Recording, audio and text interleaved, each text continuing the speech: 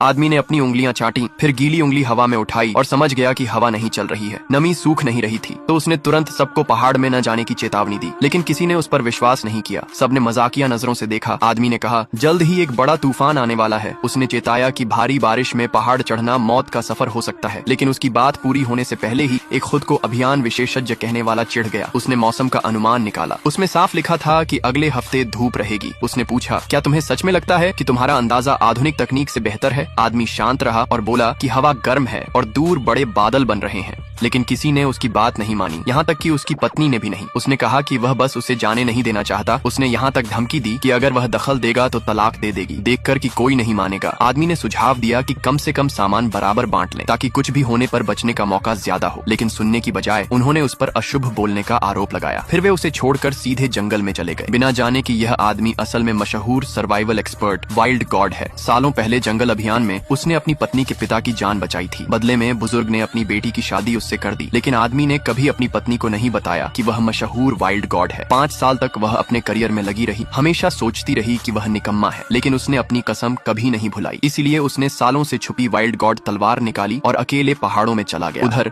समूह आत्मविश्वास से जंगल में गहराई तक चला गया। 1 घंटे से ज्यादा चलने के बाद भी आसमान साफ था। वे उसका मजाक उड़ाने लगे, उसे डरपोक कहने लगे। लेकिन जल्द ही उन्होंने एक चेतावनी बोर्ड देखा जिस पर लिखा था, आगे जंगली भालू हैं। गाइड ने परवाह नहीं की। उसने सीना ठोका और कहा कि उसके साथ वे पूरी तरह सुरक्षित हैं। सब मान गए और आगे बढ़ते रहे। लेकिन थोड़ी देर बाद ही सबके फोन का सिग्नल एक साथ चला गया। औरत घबरा गई, डर गई कि कहीं वे खो न जाएं। लेकिन गाइड आत्मविश्वास में रहा। उसने कहा कि उसे इलाका हाथ की रेखाओं की तरह पता है, हर रास्ता उसे याद था। तभी झाड़ियों से अजीब आवाजें आईं। सब चौंक गए, घबराकर इधर उधर देखने लगे, सोचते हुए कि शायद सच में पास में भालू है। गाइड ने डंडा निकाला और समूह की रक्षा करने आगे बढ़ा। जंगल के अंदर से एक आकृति अचानक कूद कर बाहर आई।